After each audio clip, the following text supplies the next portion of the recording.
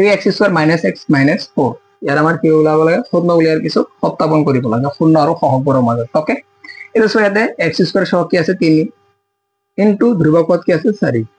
So 3 into 4 কিমান হ'ব আমাৰ 12 সো 12 এনেকে উত্তৰটো বিশ্লেষণ কৰিম যাতে যোগ বা বিয়োগ কৰিলে কিমান আহে এটা x ৰ সহগ একোনে মানে কি আছে 1 লুকাই আছে সো 1 হ'ব লাগে ওকে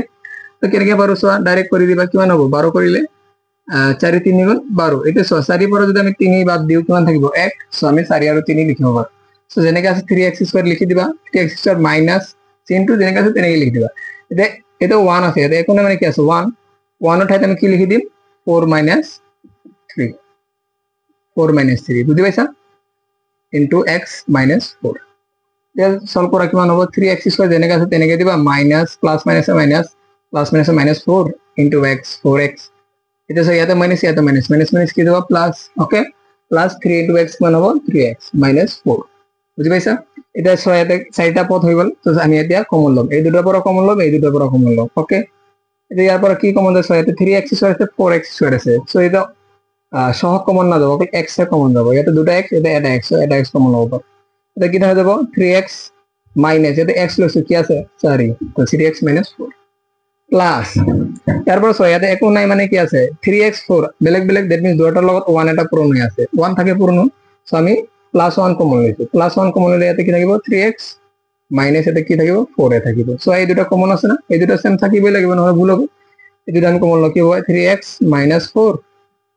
আৰু ইয়াতে কি থাকিব x plus 1 সো এই দুটা আমি কি কৰিম এতিয়া শূন্য ধৰিলম আমাৰ ইয়াৰ বহুপদৰ শূন্য কেনেকৈ ওলাই ইকুৱেল টু 0 দ্যাট মিন্স এই পলিনোমিয়ালটি গুলি কি 0 তেতিয়া এই দুটা যদি পূৰণ কৰি 0 হ'ব লাগিব ইয়াৰ পৰা এটা কি হ'ব লাগিব শূন্য হ'ব লাগিব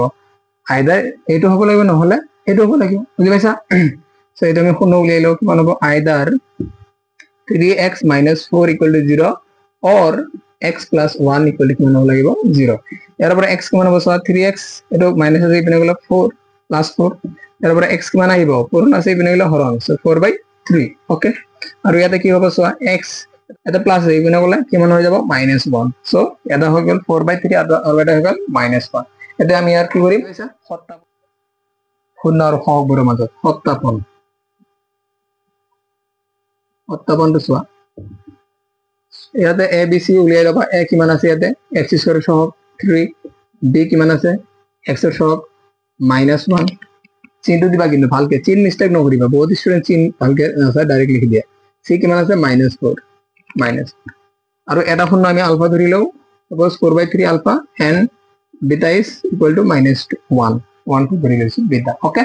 এটা আমাৰ কি কৰিব লাগে আলফা শূন্য দুটা সমষ্টি আলফা প্লাস বিটা কিমান হ'ব -b/a দিছো ইয়াৰ পৰা আলফা কিমান আছে 4/3 প্লাস বিটা কিমান আছে -1 ওকে ইকুৱেল টু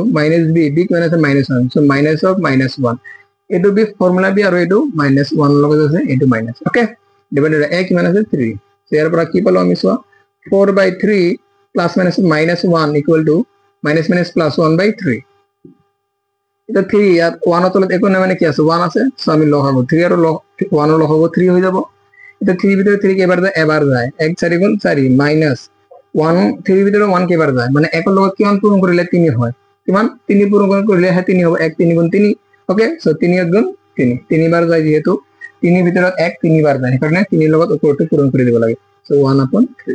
তাৰপৰা কি আহি যাব সো 4 ৰ পৰা 3 গলে 1/3 ইকুৱেল টু 1/3 ইকুৱেল হৈ গল না নাই এটো হৈ গল এটা আমি কি করি হ্যাঁ পূৰণটো কৰি পূৰণটো so alpha into beta equal কি হ'ব লাগে c/a এটা আলফা কিমান আছে 4/3 ইনটু বিটা কিমান আছে -1 ইকুৱেল টু c কিমান আছে ইয়াতে -4 a কিমান আছে 3 ওকে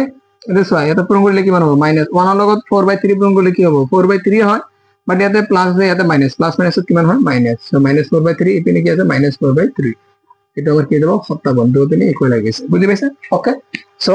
আজিলে এইখিনিয়ে যদি ভিডিওটো চাই ভাল পাইছা চেনেলটো সাবস্ক্ৰাইব কৰি বেল আইকনটো বজাই ৰাখিবা যাতে ইয়াৰ পৰৱৰ্তী টাইমত অহা ভিডিওবিলাক চাব পাৰা।